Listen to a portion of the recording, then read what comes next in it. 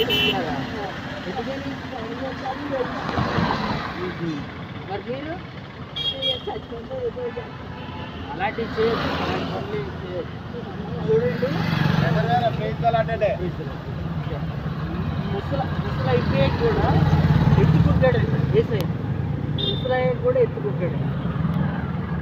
వాక్యంలో ఉన్నది. ఇప్పుడు చదువుకోండి, కార్యం చేస్తాడు, మిమ్మల్ని ఎత్తుకుంటాడు. ముసలైనా పర్వాలేదు, ఎత్తుకుంటాడు. మీరు యేసు ప్రభు నమ్ముకోండి, చదివి అప్పుడు మీకు రక్షణిచ్చి మీ పాపాన్ని క్షమించి పరలోకాన్ని తీసుకెళ్తాడు. ఎప్పుడు ఉంటారు అక్కడ? ఇక్కడ 60-70 ఇచ్చేస్తాం అక్కడ.